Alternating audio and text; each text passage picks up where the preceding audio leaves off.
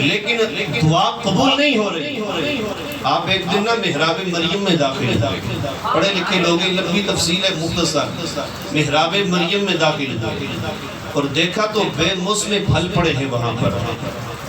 ہنالک دعا زکریا ربا، یہیں پر کھڑے ہو کے حضرت زکریا کے دل میں خیال آیا جو رب حضرت مریم کو بے موسم پھل عطا کر سکتا ہے وہ مجھے بھی بڑھاپے میں بیٹا عطا کر سکتا ہے۔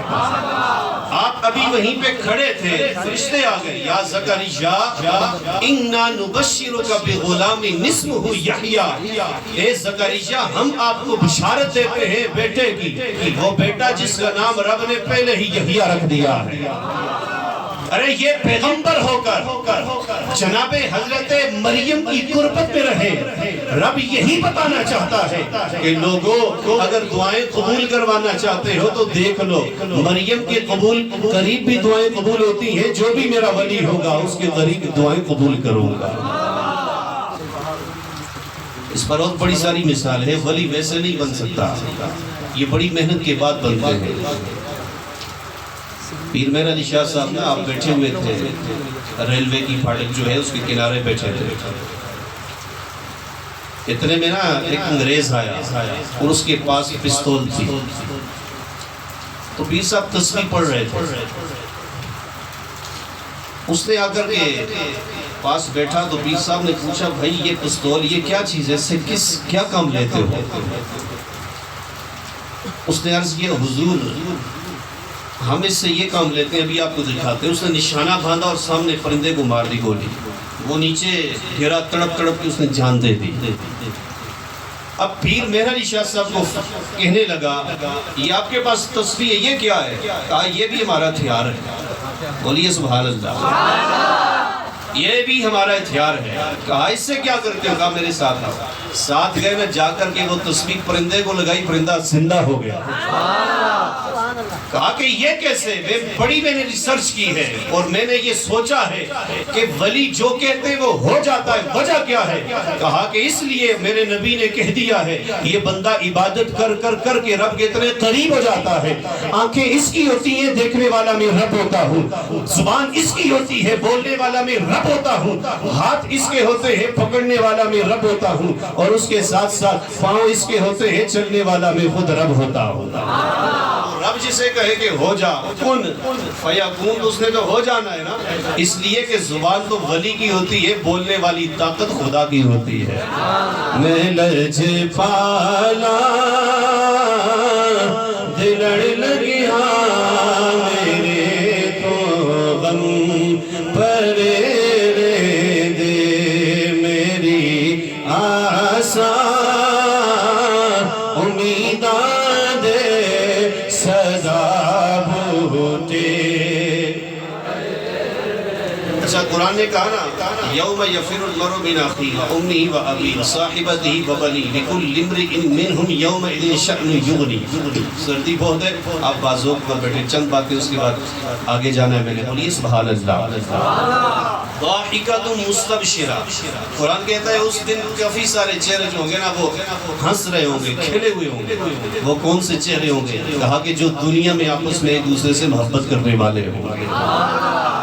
میں اپنے داتا کی شان بیان کر دوں؟ سبحان اللہ، سبحان اللہ کی آواز آئے۔ حضور سیدی فیض عالم داتا گنج بخش علی حجویری، گنج بخش فیض عالم مظہر نور خدا، ناقصارہ پیر کامل، کاملارہ رہنما، گنج بخشی آپ کی مشہور ہم پہ کر کرم۔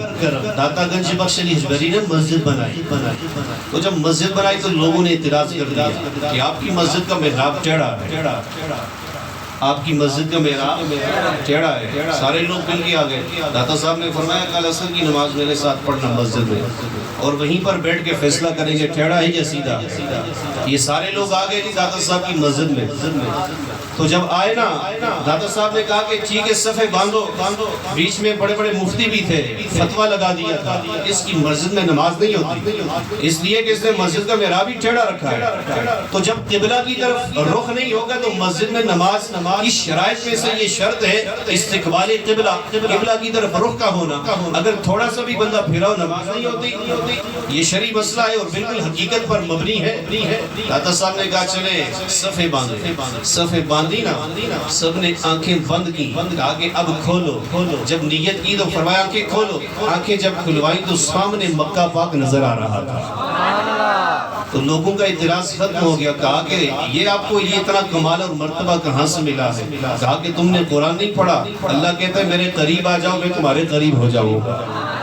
قرآن کے اندر اللہ فرماتا ہے وَنَحْنُ أَقْرَبُ إِلَيْهِ مِنْ حَبْلِ الْوَرِيدِ.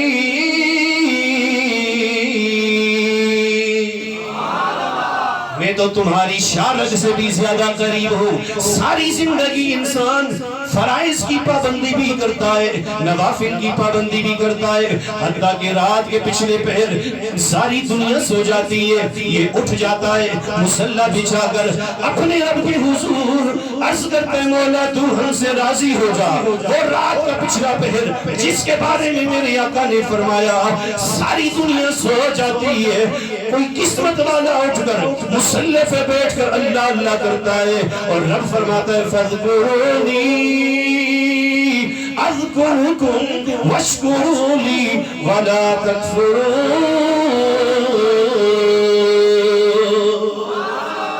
مطلب تو مجھے یاد کر میں تجھے یاد کروں گا، تو میرا نام لے میں تیرا نام لوں گا، تو میرا ذکر کر میں تیرا ذکر کروں گا، تو تنہائی میں بیٹھ کے ذکر کرے گا میں اپنی شان کے لائق تیرا ذکر کروں گا، تو فرشتوں کے سامنے کرے گا اور میں بھی تو لوگوں کے سامنے کرے گا.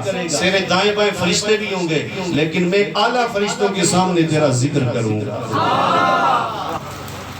داتا صاحب کو کافی عرصہ ہو گیا دنیا سے گئے ہوئے، آج بھی ان کے نام اسی طرح بلند رہے. وہ چنچی رکشے والے بھی کہتے ہیں داتا دربار، داتا صاحب، داتا صاحب. قرآن کہتا ہے فَاذْكُرُونِی تم مجھے یاد کرو اذکرکم میں تمہارا چرچا کروں.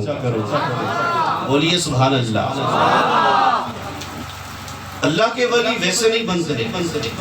ہم سمجھتے ہیں آج کل لوگ دعویٰ کرتے ہیں نا 5 دن نمازیں پڑھی جماعت کے ساتھ، چھٹے دن وہ بڑے بڑے دعوے کرنے شروع کر دیتے ہیں. مجھے فلاں کا بھی دیدار ہو رہا ہے، فلاں کی بھی زیارت ہو رہی ہے اور مجھے فلاں چیزیں نظر آنا شروع ہو گئی. جنہوں نے قربانیاں دی، جو اس وقت ناموس رسالت پر پہرا دینے کے لیے پنڈی میں جمع ہے اتنی زوردار بارش میں، یہ کون سی مخلوق ہے؟ یہ وہ مخلوق ہے جن کے سینوں میں لکھا ہے لبیک یا رسول اللہ، جن کی روحوں نے پکارا ہے لبیک یا رسول اللہ. آپ اللہ کے ولی کی محبت میں یہاں پر تشریف لائے ہو شان اولیاء کے لیے. اللہ تعالیٰ قیامت والے دن ہم سب کو قیامت والے دن نا ان اولیاء کے ساتھ اٹھا.